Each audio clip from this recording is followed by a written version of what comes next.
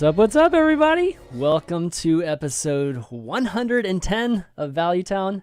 I'm ChanManV, and joining me, of course, is my co-host Noxious. What's up, buddy? Not much, man. Just ready to talk about some of the Hearthstone news that were announced recently. Pretty cool. All right. You look like you're feeling great today, man. I'm a little bit tired under the weather, but I'll make it through the episode. Yes. No problem. No, it's fine, I appreciate that. That's gonna be awesome. And we've got joining us, fresh off his win this weekend, Dr. J or Dr. Jikininki. Dr. Jikininki. Yeah, Dr. Jikininki. Yeah, up, thanks buddy? for having me out, man. Yeah. I really appreciate this opportunity. Glad to be on the show. Awesome, man. Yeah, it's going to be fun getting a chance to talk to you about, obviously, your HCT experience, as well as we've got some developer Q&A to talk about. Topic of the week this week is going to be Zoo. We've got Mekkatorque, which I promised last week, and I keep my promises, guys. So we got a bunch of cards. We've even got more cards than we're going to go over. So it's going to take a few weeks to actually catch up, with all the cards. You guys sending so many. And then, of course, we'll do some Q&A at the end. So, yeah, why don't we start off, just getting a chance to talk to you, Dr. J, about HCT and just the whole experience.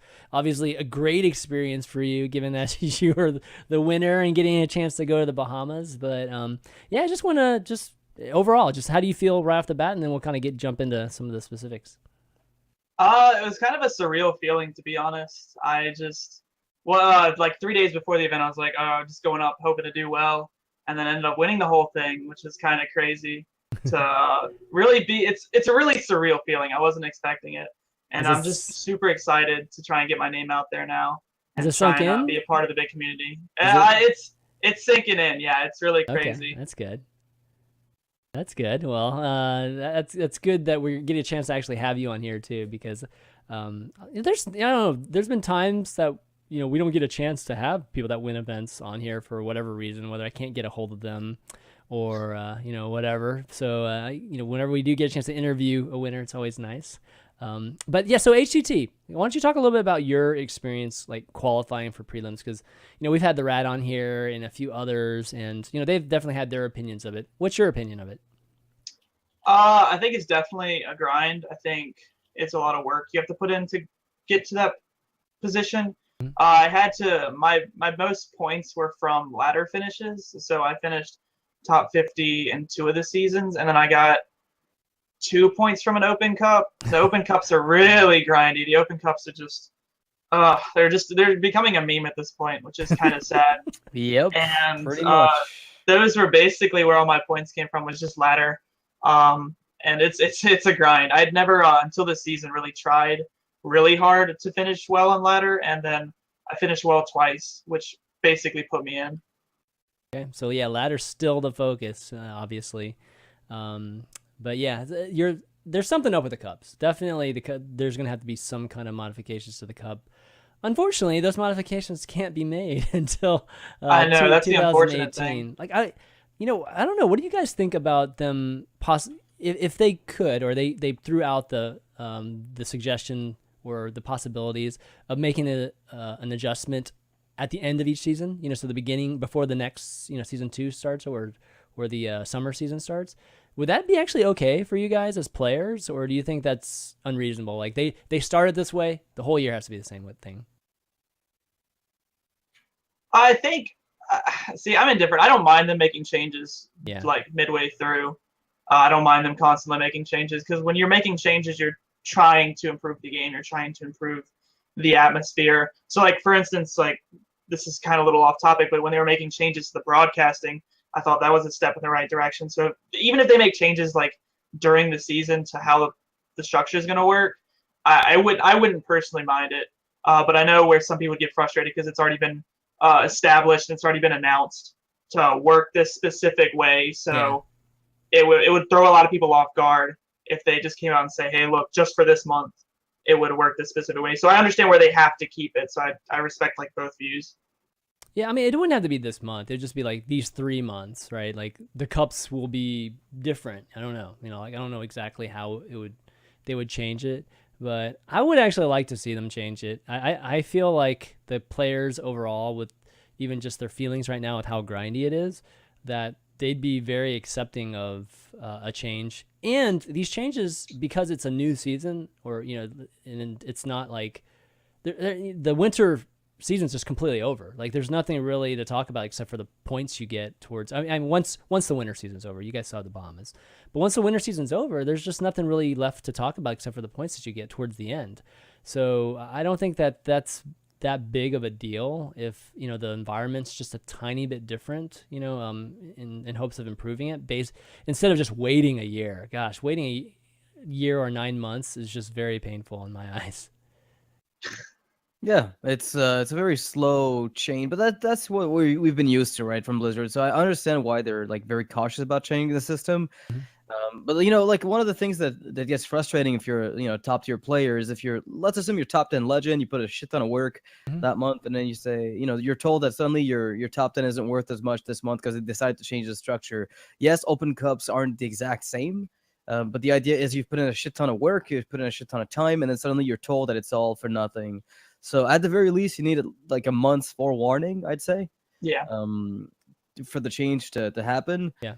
But like mid-season, I think would be incorrect. But telling people not next mid-season. season something's gonna change, I think that's probably something people would welcome. Yeah, I agree too. But so with the prelims, you played where? You played in Virginia. I right? played in Fairfax, Virginia. Mm-hmm. Awesome. Who all was there?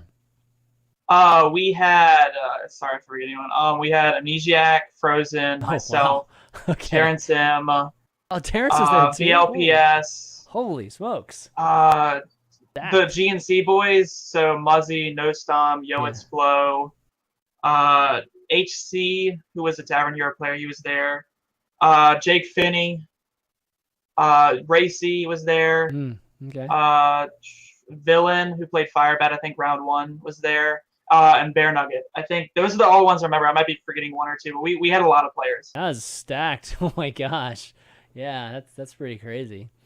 And for those of you, I guess, for those of us that have never actually gotten a chance to be at one of these venues, what's it like? I mean, is it, are like there are chairs there sitting there watching you? Because I mean, I kind of got a glimpse of one of the setups, which is like there's just a backdrop and then lights, and then you're sitting there on a computer, basically, right?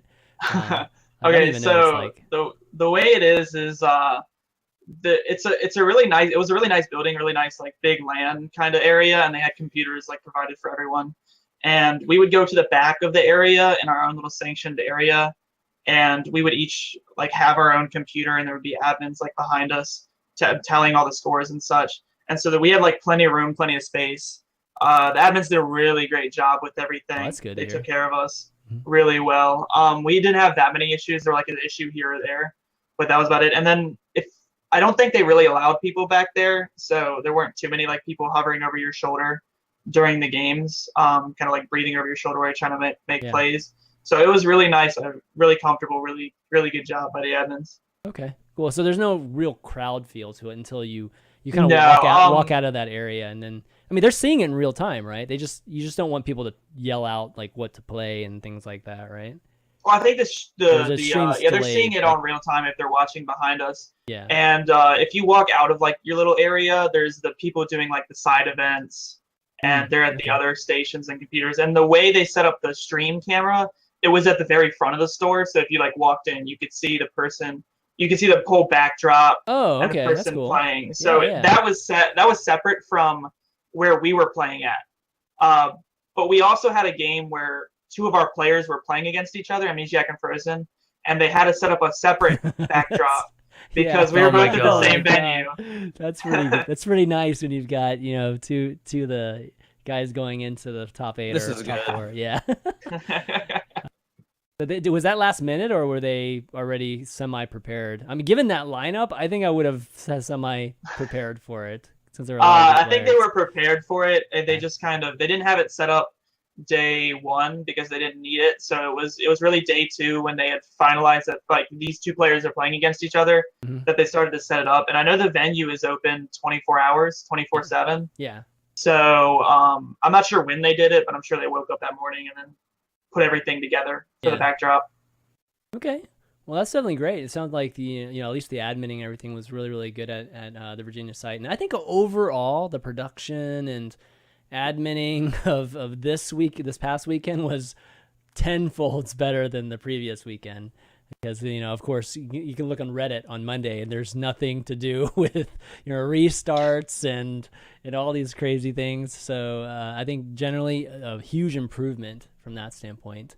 And I guess we should expect the same thing, it's just from the standpoint of Asia this coming weekend. So the tournament itself, how was Swiss? Was that, did you like Swiss? Like them changing? I enjoyed the Swiss. Yeah. I enjoyed the Swiss more than the double LM. I still don't think it's perfect yet. I still think they can make steps to improvement, but overall I enjoyed the Swiss. A lot of I come from other card games, so I was used to the Swiss format, and I would play in events where there were 9 rounds of Swiss the first day, 2 rounds of Swiss, and then we would cut to like a top 32 or 64 single LM, based on the like population of the tournament. So I thought the Swiss was a good step in the right direction. I still think they can make more steps though. Like what? Like just more rounds or like? Maybe on top of more rounds. Like maybe I think the single LM in top 8 is really stressful. Yeah. That is because someone can go 7-0. I almost went 7-0. And to think that I could have just lost one game and not have gotten the trip after doing really well. Here's one of the things that a lot of the events that do Swiss, oftentimes what they do is based on your Swiss position will seed you further in the bracket, right? So you're guaranteed like a top 2 or top 4 depending on how well you did in the Swiss. And that's been a solution that's offered, but it also feels a bit cheap because you can have a few people at 7-0 at the top and they can't all be in the top 4 or in the top 2, so that also causes an issue where like very good players end up like someone in the whole thing gets shafted. Yeah, I can see that, and it's something that I think the Rat brought up too. It just feels bad when you've done so well in Swiss and it just doesn't pull out. I think Doc Pone was actually 9-0 or something like that, right? And at some point and then he lost, he went undefeated to a final. Oh yeah, he was undefeated until the very end, and then you ended up beating him. So that probably felt kind of weird for him too. Yeah, I still don't know why they don't seed people based on their performance in Swiss, at least that like as a default option.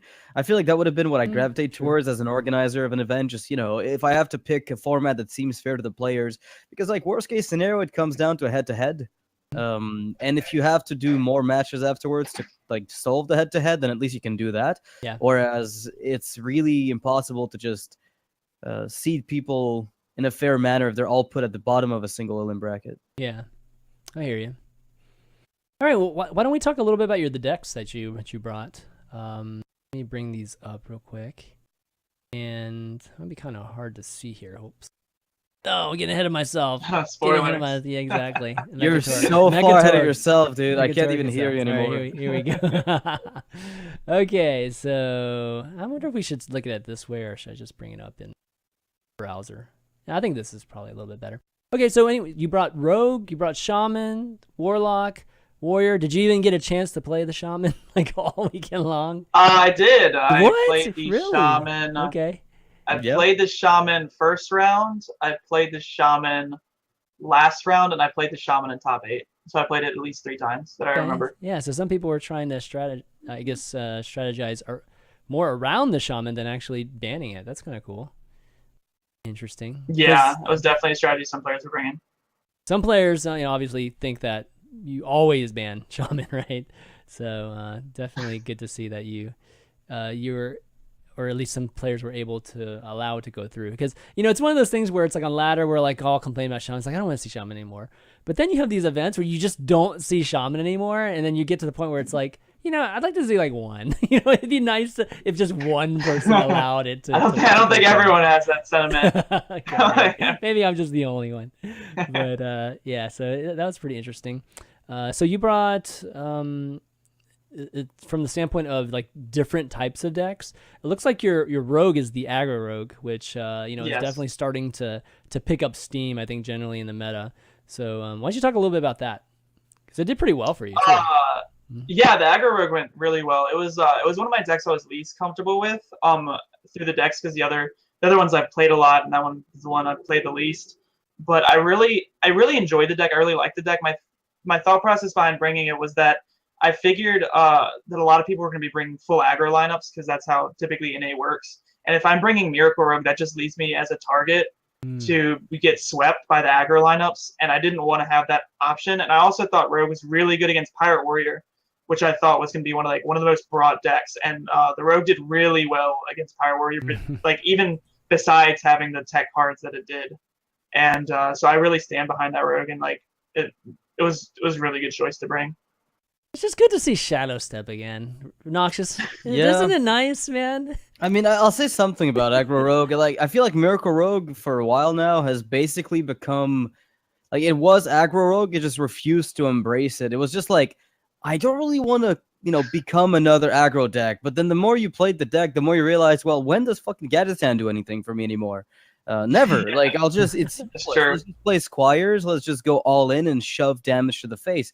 And once you actually embrace the fact that you have the patches package in the deck and you just go face, it turns out you win more often. It's a lot more consistent. So there are a few matches where, the Gadgetzan, you miss it. You're like, okay, I wish this Gadgetzan were here right now. It would save me. But when you've got Shaku and Zerial, those act as proxy card draw. There's your Drake draws you cards, so you still have a decent amount of card draw in the deck. Like, it's not completely gone. And I've even seen some people say, Tomb Pillager could be cut out of this deck and you would still have a functional deck. And it's right, because you don't need it as much as in other decks, which I've also found very interesting. I mean, it's still extremely good. But but Miracle Rogue is such it's so predicated upon the Tomb Pillager right now, where if you cut out Tomb Pillager, Miracle Rogue dies off. And when the rotation coming up, Gadgetzan Auctioneer is going to be around. Tomb Pillager is gone, but suddenly, aggro Rogue still sticks around probably. Like, there's a very good chance that deck doesn't, it doesn't get affected as much by the rotation. Yeah, there's a good chance that there'll be a new 4-drop too that they can throw in there, whether it's neutral or it's Rogue specific. But there's always Barnes. Yeah, there's Barnes, okay. As a 4-drop. Because Barnes was played in this originally, I think. There's you didn't play Beneath the Grounds, you'd play I think one of Muzzy's first lists played Barnes and South Sea Captain. And so it was just Barnes is just always a solid 4-drop, I think. Because if you hit anything high rolling, it's just insane. But if you don't, it's just decent body. It's still a Yeti spread amongst two bodies. Exactly. It's like zero risk. It's only upside, right? But you mentioned Beneath the Grounds. All right, how about that? How about Beneath the Grounds actually my favorite being card. a viable card in a specific, whether it's just event only, maybe not ladder, but let's just say event for now. Event meta. That is awesome. Everybody's been trying all kinds of things with Beneath the Ground for years now, and or at least a year now. And how cool is it that this is actually a way to break a powerful archetype right now? I love it. I like the fact that it adds an aspect of counterplay, because what I like about it is if you put it in your deck and you do play those Reno decks, it is really rewarding. But if you put it in your deck and you play against the Pirate Warriors, it's just a dead card. There are very few times you'll ever want that in your hand against an aggro deck. So it really rewards players for making specific choices. So me putting it in my deck actually rewarded me a lot, because it won me at least 2 or 3 games against Reno decks that could not physically Reno or Kazakus because of that card. And it's amazing how bad they are when they can't Reno or Kazakus. It's tempo out of 4 mana 3/3. I know. And the worst part is on ladder, oftentimes they forget you've shuffled Beneath the Ground, so they still go for it. On ladder, they actually forget about it. Yeah. I've had that happen to me. Actually, where I'm like, oh, it wasn't yellow. Shit. That's terrible. That's really, really cool. Let's see. Let's talk about your Reno lock. So your Reno lock is, I think, one of the most interesting things that we saw this weekend. First off, there's no Jiraxis. And the other thing that really stands out is that there's a Curse of Rafam, which did make some difference this weekend in some cases. So why don't you talk a little bit about that? So this is Shatan and Dachi's list. I really liked his list. and I wanted to bring it for prelims because I thought Reno Mage was going to be really popular. Typically, this lineup is built if you play Tempo Mage instead of the Reno Lock, but I wasn't convinced Tempo Mage was a good deck in my playtesting, and I didn't like playing it. I didn't feel comfortable with it. I felt like it could just draw more dead than any of my other decks, so I wanted to replace it with something I felt more consistent, and that's where the Reno Lock comes into play. And I wanted this Reno Lock to really beat Reno Mage. I felt like Reno Mage was going to be a really populated deck in the tournament. And so I was like, what better to do it than the man who basically built his whole lineup to beat Reno Mage. And it really worked out well, the tech cards. One thing for leaving Jiraxis out was the fact that Jiraxis is a really it's really punishing and rewarding if played in optimal situations. But I was worried that a lot of like the burn versions of Reno Mage and people trying to beat Reno Lock mirrors, it would like just fall dead. And I feel like I could have replaced it with, like, for instance, the Ragnaros that does a similar thing. It just burns my opponent. It also never gave me like that hard, difficult choice of like, is Jiraxis correct here? When I'm playing like Rag, I will always know like Rag is correct here. So I never needed Jiraxis. I never felt like I needed it. So I'm really glad I didn't have it in the list. That was one of the cards I was actually debating putting in over Undachi's list. And I'm really glad I didn't. And Cursor of Fam just I burned a lot of cards, and then it actually won me a game against Tempo Mage, which was really insane. That's so cool, man. Cursor of Fam. I mean, that's the beauty of and kind of what I was expecting from these HCT prelims, from just talking to other players, that they were saying that there's going to be some new stuff that kind of jumps in here or that we haven't really seen. And so Cursor of Fam is definitely something we haven't seen. What's the last time you seen Cursor of Fam, Noxious? I mean, I'll say one thing about like the Reno decks, right? I recently had a video I made about the idea of, creativity and deck building and how it'd be awesome to have card combos being more dominant than just, hey, here's this amazing tempo tool. And Cursor of Fam is one of those cards that actually has tremendous potential. It's just there are no real decks in which you want to play, say, two copies of it. Like, there's no good fit ever. But in a deck like a Reno deck, you can find room for those really weird cards that, hey, maybe this works right now. Maybe it wouldn't work in the next meta. Maybe it doesn't work as a 2-of. But because I'm a Reno deck, I don't have that restriction. I don't have to look at all the cards and say, oh, I need 2 of this. I can just sprinkle in a tech. And Reno does that very well. And I'm really, happy to see that.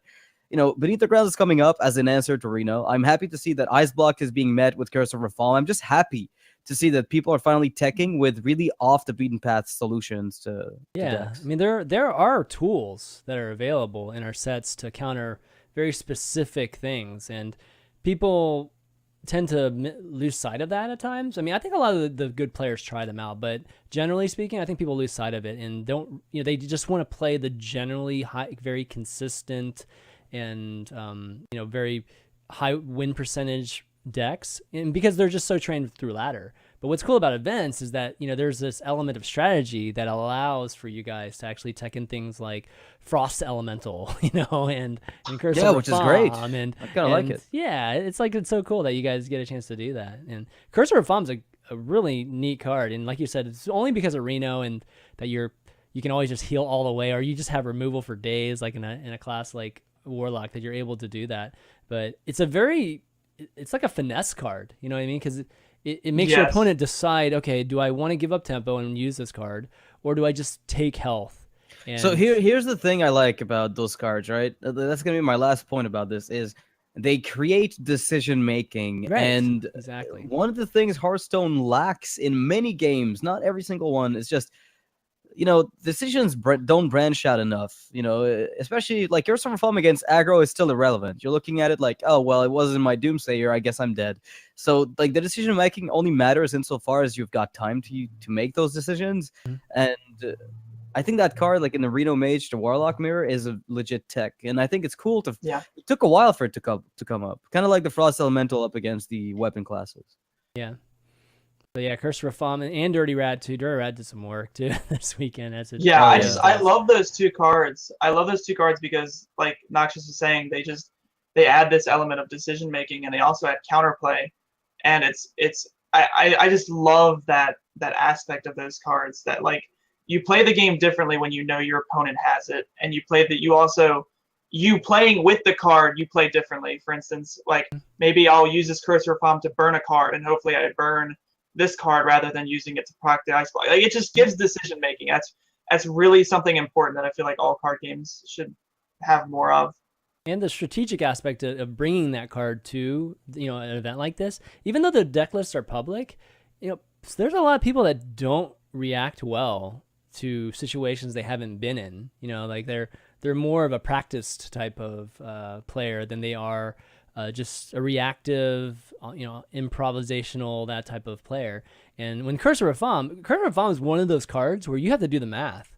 Like, you have to figure out, okay, how much health can I actually take from this? And like, what is the give take on tempo and what that means to me? And if you haven't done that math, it can really put you in a situation where you can make the incorrect play. So you know, that's really, really cool too. That's an aspect I think is sometimes, you know, underrated. But okay, the rest of the decks, I mean, anything else you want to point out? Like with you obviously went with a very aggressive themed lineup with your Renal Lock kind of anchoring the more of a control, or I don't know, figuring out a way to even beat the mirror actually with that. Any comments you have just with what you no other comments. I do stand by putting the Renal Lock in over the Tempo Mage, because my thought process was, if I can beat mirrors, I can win like the Rogue versus Pyro Warrior. Like, a lot of sets I would go up 2-0 and I would just anchor on the Renal Lock and say this deck will get a win against something. Like, if this deck just draws well and draws like it's one-ofs, or it just Renal Lock is just, it's a powerful deck. It can get a win against anything. And I felt like Tempo Mage might fall short. So that was like my only comment on this lineup. I really like the lineup. I like the aggro playstyle, but I also like control playstyle. So yeah. Okay, well, worked out well for you. And want to give a quick congratulations too for the other three that are going to be making it to Bahamas: Doc Pone, Frozen, and Teray.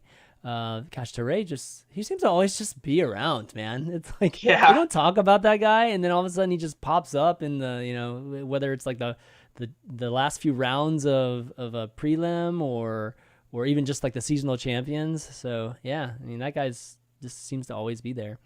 So the Bahamas, you excited about it? You ever been to the Bahamas? I have been in the area. I can't remember. I was really young when it happened, but so not that I remember, not that I can like remember like anytime recently. Yeah. But I am super excited. I've needed a vacation for a while, so yeah, that's the. I'm really pumped. Yeah, bring your bathing suit, man. The beaches are really, really nice there. Actually, fishing. If you're a fisherman or you like going fishing, yeah, there's some great fishing over in the Bahamas. That seems like awfully specific. How much fishing have you done in the Bahamas, Chan? Well, I mean, I was just there in August, actually. Like my wife's cousin has a boat, so we. Seems good. Yeah. So seems good.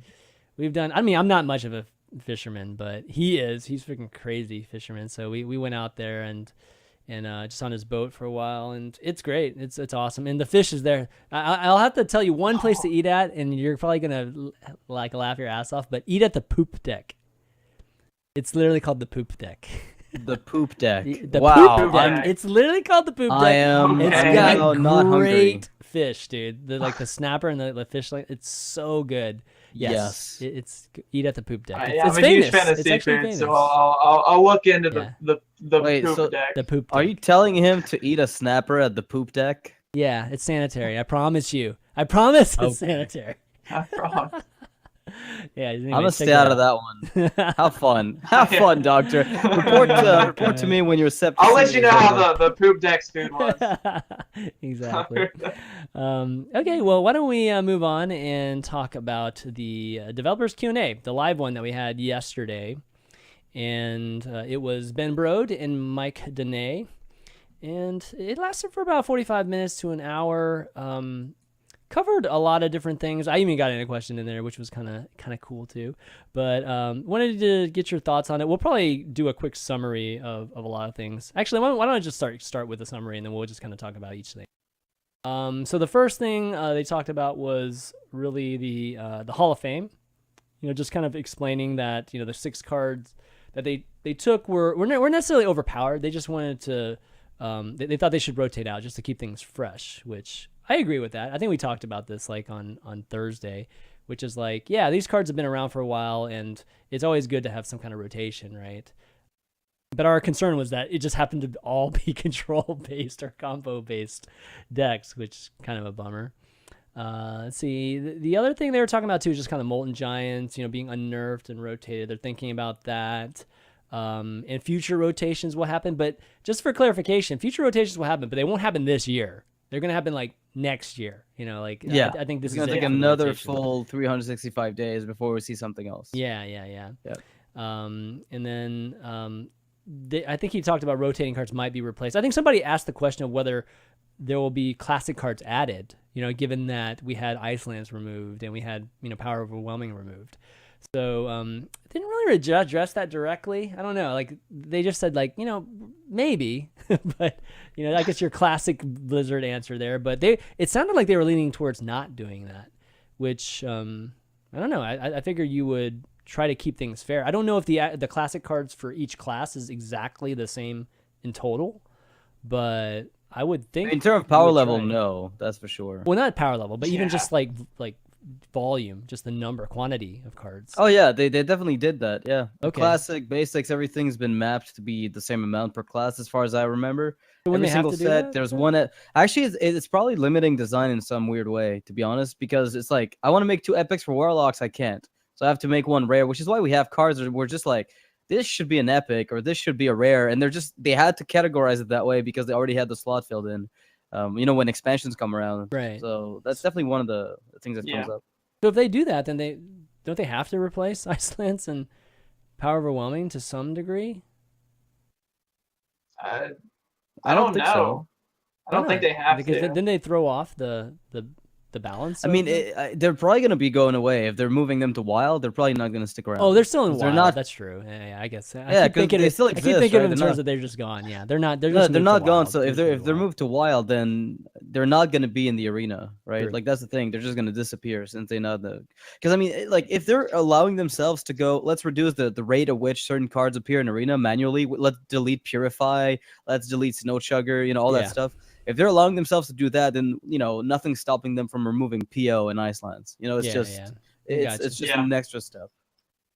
So they also mentioned they also started talking about Wild a bit. There were some questions about Wild, and just because the rotation goes to Wild and balancing Wild and all this stuff, they made it sound like that they are balancing for Wild. And my general impression was that they were encouraging us to play Wild in a competitive fashion.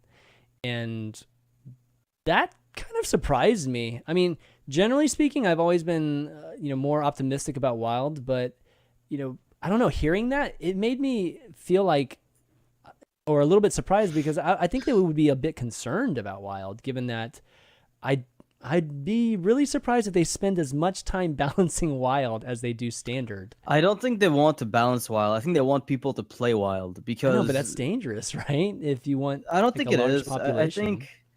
I mean, it's like some of the degenerate formats in Magic. Like, sometimes, like in Magic, the older the format. I mean, maybe I'm exaggerating, but the more absurd the starting hands are, right? And like how much they matter, rather, like the weight behind the value of a starting hand in Magic and like Legacy and the value of your starting hand in Standard is very different. You can have like an average starting hand in Standard and be okay. Yeah, an average starting hand in Legacy, you're probably screwed because the guy in front of you is going to dump your face off in 2 turns.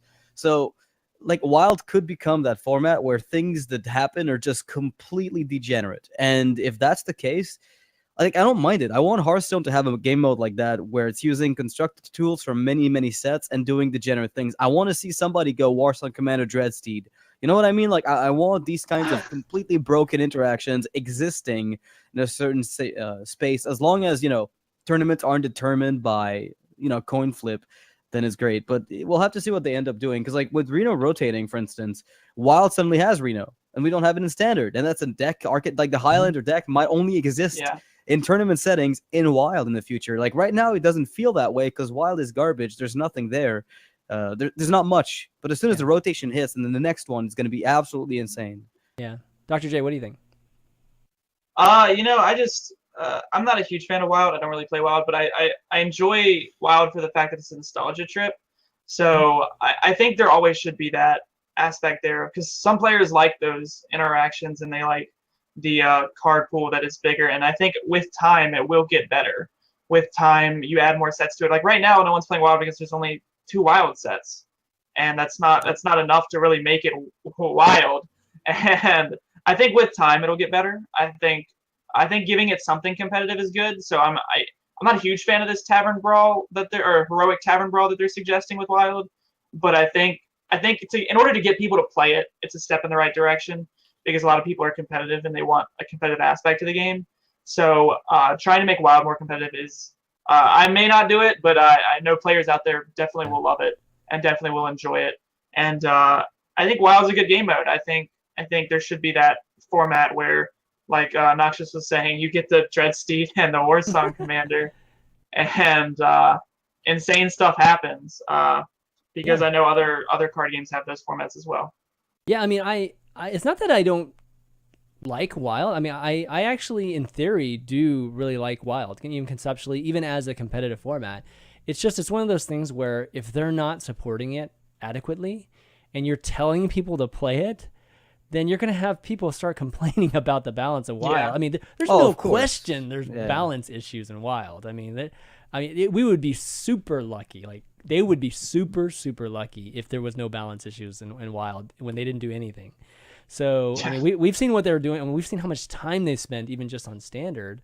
It just makes me, unless we just don't know how much time that they're spending actually on Wild too, it just makes me feel like, oh my gosh, you're just like, you're just actually you're building up this crazy hidden, just molehill or whatever that's going to just like fall, just completely collapse on you, and you're going to be like, oh my gosh, we shouldn't have gotten so many people to play Wild until we were ready for that. So yeah, with this leaderboard, that's going to get people to play. I think in general, getting people to play, they've done a good job. It's just, I hope they're ready for it. That's gonna. Yeah, I mean, is to me the place where I actually prefer conceptually, like on paper, I prefer Wild to Standard. The issue is that right now the Standard cards are plaguing Wild. They've actually changed. They've turned Wild into a Pirate Fest and Reno Fest. Like, there's nothing else there. Like, even the Belcher Death Rattle decks are garbage. Like, that's my point. Like, those don't do anything. You can't play N'Zoth. It's bad. Like, how insane is that? Because Kazakus is good. Like, they'll just nullify. So, like, I don't know how much they plan to balance for Wild, but, there are definitely some new cards that come out that make the whole of old Wild cards just irrelevant. Like, what's Belcher against a Jade Golem? Nothing. They need to kill you somehow quickly, and that's why they're allowing combo cards like Iceland's, like PO, to go there, because that way you can fight off against the Jades by doing something degenerate yourself, which I think is perfectly fair. Yeah, I can see that. Okay, so the next thing I talked about was just expansions and just the general frequency of it. And so I think Dog asked the question of whether they felt that the frequency was enough, just whether just increasing one of the expansions to 130 from an adventure was enough. And they basically said that, they are satisfied with it, and they were just kind of wanting to wait and see after this year whether it was enough or not. So Dr. J, what do you think about that? I actually like it. I think it's a step in the right direction. I think what Blizzard's doing is they're doing a lot of trial and error. They're doing a lot of, let's see if this works. If it doesn't, we'll keep switching it up, which is actually a step in the right direction for Blizzard. I think it's a good thing that they're doing. I enjoy the 3 expansions because I came from like Yu-Gi-Oh! And Yu-Gi-Oh! It was a card pack each 3 months, I think it was, and they also did like little trickle-in expansions in between, and making it to where we don't get that Karzan expansion where it's just 30 cards and only 2 of them are like, or not 2, but like 10 of them see play, is going to mean that more decks get created, and then that we explore more. And I really enjoy this 3 expansions, and then I like that they're keeping the adventure for people who are PvE enjoyers, because I know everyone plays this game for a different reason. Yeah. And so I'm glad Blizzard's trying to appeal to everyone. Sometimes it's hard, so I understand what they're going through. Yeah, I think with the adventure or the single player modes too, that you're going to sprinkle in some packs too. Some of the details with the single player they also added was that there won't be heroics. There will just be I think just the straight up levels. I think the straight up adventure, yeah. But they're going to be harder. They're going to be harder though. Straight up gauntlet. Yeah. Because they're optional, right? So because they're optional, they can actually make them like a lot more difficult, which I think is an amazing way to design it, right? Like the problem with heroic is it was meant to be there as a thing for people who really, really like it to do, but it turned out to not be that compelling, even for those who really, really like it. Well, the thing about heroic, the issue for me was that I felt like those bosses were designed for the, what do you call it, easy mode, and then heroic was just like doubling the health. You know, like it wasn't designed. Yeah, it wasn't designed properly. Yeah, it was just like number increases in a non-interesting fashion for the most part. For the most part, not for everything, but yeah, in many ways it was. The latter end, I felt like it was maybe the very first, like next round. Yeah. But, so, like, I also want to point out one other thing about Wild. You know, if they're supporting the format, is as far as revenue goes, this could be an endless rabbit hole in a nutshell, because like people may be curious as to what's going on in Wild. They might hear about it. They might be told, hey, dude, go play Mech Mage. That deck is fucking amazing to play. And it's true. It's amazing. But, you know, like you can't play it right now. So people will be tempted to go back and craft those old cards. Maybe they're going to release what they could term Wild Packs, where you can open cards from Naxxramas and GVG and just get access to those cards and, you know, purchasable bundles, and that's an increased revenue stream, because right now nobody cares about Wild as much, and if they don't support it, those cards don't generate any more revenue. Thus, they'd have no reason to put any balance time into it. So it's like a self-feeding process. So by supporting it, they have an incentive to make it better. No, I agree with that too, and they even hinted at making old adventures available again. You know, right? So if people can get some of those old cards again, which, you know, it was purely, I think, a UI issue that they started discontinuing some of them. So that'd be nice. That'll definitely be good for the folks to continue to get some of the old cards. And I think you're right, too. I think it'll just open up another revenue channel, or at least a longer sustaining regular channel, revenue channel for them. Another thing they talked about with expansions is they mentioned the PTR, which I think was really interesting. This is one thing that Ben, you know, talked about, why we don't have a PTR, you know, in terms of testing out like a lot of these new cards and whatnot. And it made a lot of sense. He basically said we don't have a PTR because like the meta would be established even before the expansion comes out. Yeah, it's like, yeah, that totally makes sense. So, but he did mention that they're considering a PTR for balance changes though, and I think that would be smart. Getting us the ability to play with them, give you some feedback on it. That would be definitely great. Let's see, another thing. Let's see, ladder improvements. Okay, so one of the things that he talked about with just the general distribution of players, and this kind of leads to the whole new player experience and things like that, is that 40% of the players are actually at rank 20. Yep. So if you're at rank 12, you're actually one of the best Hearthstone players, you know, just from a general standpoint, which is damn, son. Really? Serious? Yeah. I mean, that probably puts you in like the 10% range, I bet, or something like that. So 40% at rank 20. And, you know, we all know that the matchmaking is purely based on the star system. It's not even based on an MMR at that point. You know, this points to a huge problem in my eyes, and they've acknowledged that there is a problem, but they didn't really say too much in addition to that. So what do you guys think of that? 40% of the players, rank 20.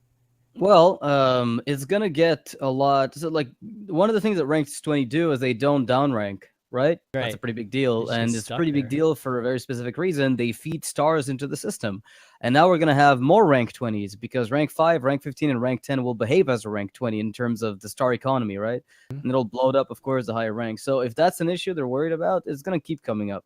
One of the other things that it indicates for the player base is just how little the quote-unquote competitive scene matters in terms of balance. And I think that's what's important to understand is not necessarily balance, because it matters more to the competitive scene to balance, but what they like when it comes to card design, what they need is stuff that people at rank 20 will go, oh, I want this, because if they were designing for a 40% portion of their player base, which they can't really neglect, because, you know, it means these guys are probably buying packs, and that's a part of their business model is, you know, catering to player bases, whether we're talking about introduction adventures through, you know, big expansions where they can play PvE if they feel like it. Most of these players play against AI. They play against expert AI all the time. They play in casual. They play maybe arena with, they feel like a tavern brawl, but ranked. That's kind of, niche, I'd say. Yeah. Yeah, I think so too. You make some good points there. All of us assuming that standard ladder is the default play is it's not the case. And one thing that for me it points out, just accentuates the we've talked about this a little bit too, is that the ladder system, not only is it just not right on the higher end of things, it's even more wrong at the bottom end of things. And we always talk about the new player experience, but we haven't stressed enough, guys, that the bottom of the ladder just needs to be extended by a lot. Like, what's the difference between rank 25 and rank 20? It's like 10 stars or something like that. It's like 12 stars. Yeah. And that's ridiculous to have only like that little, that range being so small between, different types of players. People that literally just get in, just playing the innkeeper, and people that have been playing a while. And these people are all at rank 20 right now. So, we need to extend the ladder by a lot. I mean, I think it needs to go all the way out to 50, maybe even more, to be honest. And if we were to do that, then the new player experience would be great. Like, I mean, not be great, but it would be better, where they can actually match make a lot better. Even if they want to use a star system to match make and not an MMR, you can at least put people that have the same cards together, and then they can actually have a great Hearthstone experience that is nothing like mine, nothing like yours, yet they're still having a great competitive experience. And they can kind of, progress with buying cards, and free-to-play players are able to do that. Right now, it's awful. And there's no other way to put it. That's what the floors will help with. Right? But the floors are higher, though.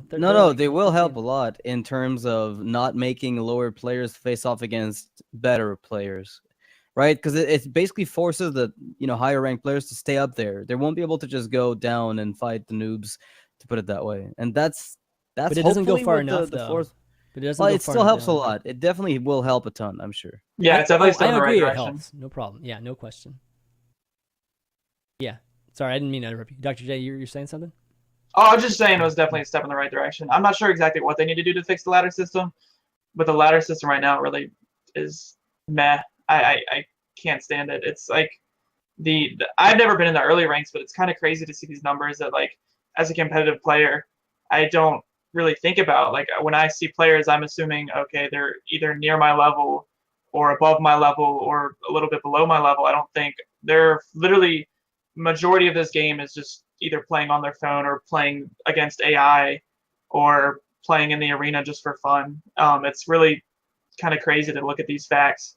Because, I mean, we can even admit, like, I can admit the facts are true, and they are, but I don't physically see it in my habitat or my ecosystem. Yeah. Mm-hmm.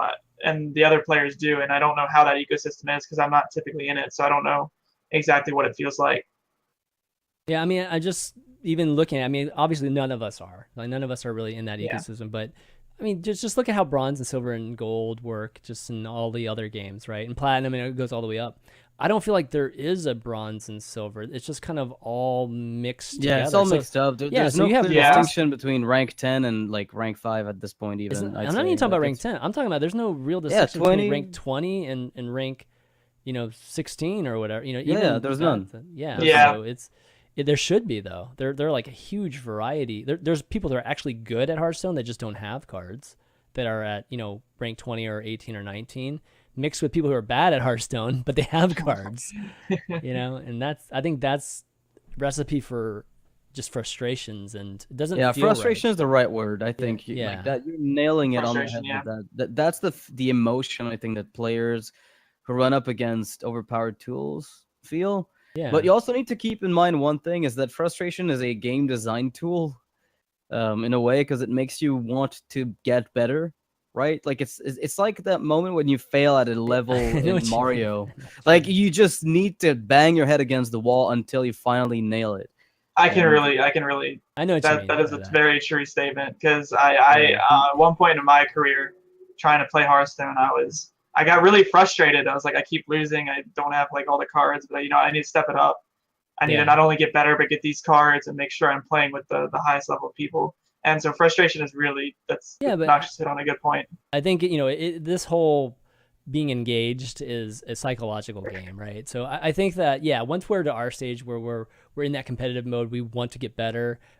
Absolutely. Like, I think it's good for them, a revenue generator. But when we're talking about new players, I mean, players that have played their first 20, 30 games, like, we don't want them to be frustrated in the first. No, we don't want them to run away. If I were Blizzard, I would not want them to be frustrated in the first 20, 30 games. Well, they're still having fun, though. That's the thing. Like, most people who start playing this game, right, they don't know what the quote-unquote meta is. When they see a dude dropping pirates, they're like, Jesus Christ, this is amazing. Yes, I die, but I'm a new player. This guy had cool cars. That's fun. Sure, after 30 games of pirates, it gets really fucking old because you think to yourself, that's all there is. But like, if there's a good mix of decks and you lose to every single one of them, you realize that, yes, you just don't have the right tools. And that's, for mobile games, that's very standard. It's like going Clash Royale and expecting to climb to the top because you've just started. Like, it's just not a thing. And I think that's when, the discrepancy between PC users and mobile users just shows itself full force. Mobile game players are a lot more accepting of power discrepancies that are based around factors they can't control. Whereas in PC games, you expect to be on an even playing field at all times, which isn't the way that mobile games are designed. So I'm not sure that the frustration levels of players really, is as high as we think it is with the background that we have. But I mean, certainly there is frustration, but I don't think it's as bad as we perceive it. Yeah. Okay, so moving on, other cards that they, I guess, considered nerfing and rotating, because they were asking how they decided to nerf Small Time Buccaneer and Spirit Claws. So some things that came up where Auctioneer was really close to being rotated to Hall of Fame. It was on the list, and it looked like it got cut on the very last cut. Yeah, so, it was, and we talked about a little bit about that, right? I mentioned that at least they didn't cut it. So I don't know. I think that was interesting. It's good that they were looking at both, Auctioneer and Conceal. Sounds like maybe it was mutually exclusive, actually nerf or sending Conceal to Hall of Fame influenced the Auctioneer keep, I believe. Yeah. So definitely did, yeah. They actually tried to figure out whether Auctioneer was overpowered or if it was just a rogue thing with Conceal. Yeah. So they're willing to wait another year for Auctioneer, but that's another card that I think is on the chopping block, and it should be. It's been around forever, so it's definitely in the list of cards that have been used since the beta, and should for diversity's sake be potentially moved to the Hall of Fame. Okay, let's see. Buffing poorly played cards. Yeah, so somebody asked whether they were thinking about just buffing cards, generally speaking, and they made the point that they'd prefer to, I guess, not buff classic cards just because it kind of throws off the balance. These are cards are going to be around forever too, and they prefer not doing that. And they also said that just bad cards they can make better, by releasing cards. Yeah. And they gave example of Secret Paladin and things, and I think that's smart. Yeah, I think that is a way that they've been able to make up for the deficiencies. But I think there are some decisions that they could make with certain cards to make them a little bit better. What's your thoughts on that, Dr. J? I'm fine without them buffing old cards. I don't think they necessarily need a buff. I think the biggest buff you can give to older cards is by printing a new card that works well with them. Because then, like they were saying, it keeps everything fresh. For instance, like Secret Paladin, they printed a card that made all of those, like, what we consider really bad secrets to be playable. And so I think the best way to, like, quote unquote buff those cards is to print other cards that work well with them. And I really think that's a good way to do it. I don't think they necessarily need to step in and change or tweak any of these cards because I like the idea of, like, cards working together, and this card was never played until this card came out, and then this card became really good, and I think it's a really good aspect of the card design. Noxious, what do you think? I mean, I don't really mind them not touching stuff too much, frankly. Like, there's not much to say on the topic, I think. It's just, like, we've talked about it a lot, and I just have no preference one way or the other. Like, they've shown their preferences themselves, and at this point, all we can do is say, okay, let's see what they choose to design with. I'm kind of done trying to make Hearthstone fit a mold that I'd like it to, because obviously the devs have more information than I do at this rate, and I just accepted that the game isn't the competitive title that maybe I thought it would become necessarily. Like they've got more on their mind than just the esports scene. Yeah, for sure. Yeah. So I mean, I generally agree with that. Just both of your points there, where it's like it's good when they build cards to make up for deficiencies. But it's also not something that they can always do, because at some point it becomes a matter of like they're trying to always plug a hole in a strategy, right? Like whether they buff or nerf or create a new card. But the issue is at the end of the day, like whenever a new hole is fixed, then there's another one that crops up because somebody else has got a weakness to that strategy. So you're never done trying to fix the problem. The point is, for me, it's always been, the point is like you have to create the classic set and the basic set are supposed to be foundations, you know, like identity foundations, even just foundations to build upon with the expansion cards. Not the opposite, where the expansion cards are literally just band-aids the entire time. Band-aids work, but over time, I mean, either you're going to get repetitive and redundant, like with the secrets, for instance, right? Like you're either just going to be printing, just making more mysterious challenger-like cards and things like that, which get unoriginal over time, or, you know, you have to make some of these things actually better. And eventually, maybe they can do this for another year or two, but eventually I think they need to consider adding stuff to Classic, or even just replacing some of the things that, let's see, heroic for single player. Okay, we talked about that. Combo decks. So they talk about combo decks. That came up. I don't think there's anything new here. We know how they feel about it. They don't like OTK decks. They like 2-turn, 3-turn type of combo kills. Yeah. Can't say I agree with that, but I just. I mean, I don't like. Honestly, I don't like. I'll say one thing. I hate 30-0 kills. That like I just don't. 30-0 just feels wrong. Because it means that the entire deck is filled with nothing but answers, which means the other guy's half of his deck is also useless. Because you don't present threats. So if his deck has answers, then it's a matter of who draws the combo first. There's nothing really compelling about it. I think that's oversimplifying it though. And Dr. J, you can like speak combo. Okay, dude, combo Reno lock versus combo Reno lock. Like the matchup is super skill demanding when the combo is not involved, right? Like I think that's my thought on it. Maybe it's not true, but to me, without combo, Reno lock is super skill demanding. And then sometimes you get the combo in, and it's just one of these things where it's like a decision-less win condition. And in the mirror match, I think it cheapens the mirror match. And if many decks are allowed to have that kind of gameplay, I don't know. I'm not a huge fan. Well, Dr. J, what's your thoughts on that? I'll give my thoughts after you. I come from a different card game. So the card game I came from, Yu-Gi-Oh! Like games were over by turns 1 and 2, and they were like just OTK fests. Oh my god! Yeah, it was ridiculous. Yeah, so it's really bad. I remember just playing the game. I'm like, you're dead this turn. Like, good game. But so I actually don't mind it as much. I don't mind the 0-30 aspect of gameplay, because that's just what I've been used to it for a while. And I think sometimes it adds an element of skill if you know that there's a specific way they play the game. You can start to play around it. For instance, like maybe combo lock isn't the greatest example, but for combo lock, you have this option of either tempoing out, say, a Sun Fury Protector to protect your 8/8, or you have the option of Argusing to protect your 8/8, but instead you hold the Sun Fury and kind of like maybe sacrifice the 8/8 Mountain Giant in order to later on in the game when you draw access and you have the 6/6s to really establish those taunt minions. That way your opponent can't kill you with the combo. So I like that sometimes it can add interesting gameplay, and sometimes it can really make you think, like, is this card worth it here, or do I need to hold it for the end game macro decisions?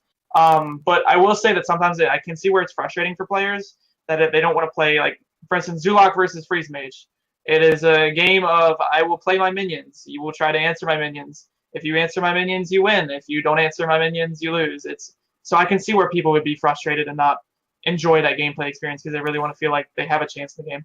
Right. Like the thing is, if you look at combo decks that seem rather fair to me, like I'll go with Avian Okun as like an unfair deck that takes so much to do that it's just like the win condition of Avian Okun is actually unfair.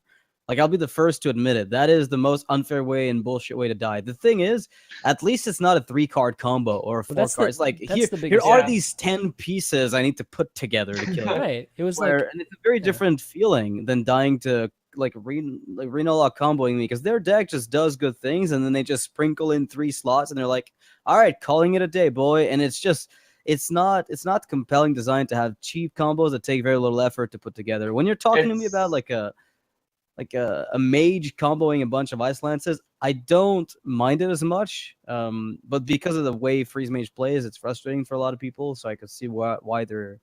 It's like if you give freeze effects to Aviana Kun. Like, would you give Druid freeze effects? Because then suddenly that bullshit deck becomes ridiculous. Yeah, the thing about you nailed the you nailed the you hit the nail like on the head with just your point there. For me, it's like it's not OTK generally.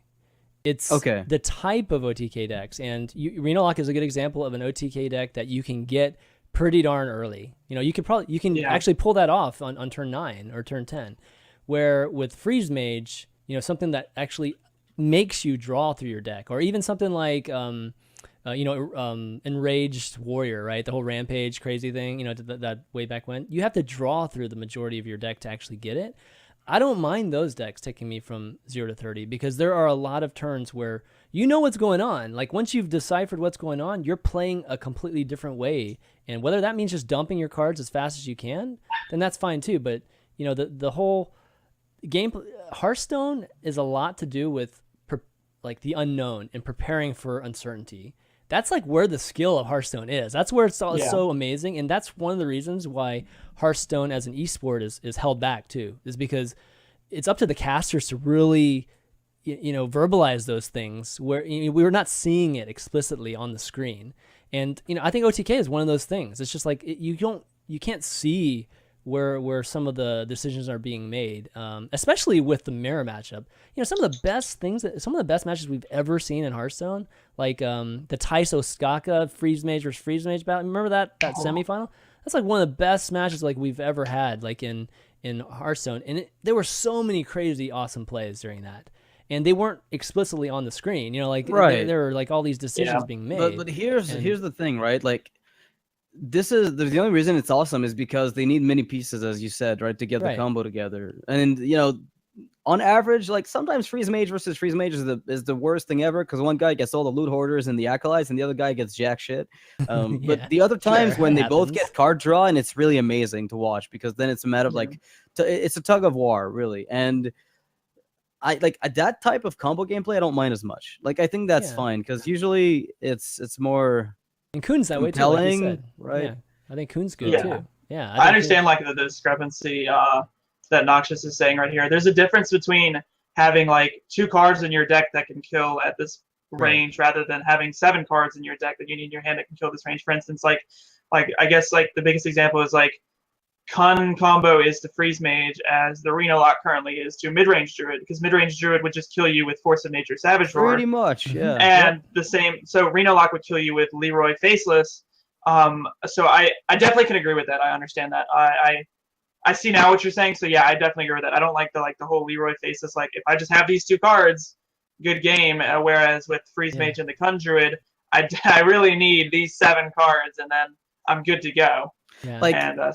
So here's the thing, right? Like, let's look at the Leroy combo. What's prevented Paladins from doing Leroy Blessing a Might Faceless, right, with an Emperor play? It's just they don't have life tap. That's like the only reason it's not toxic.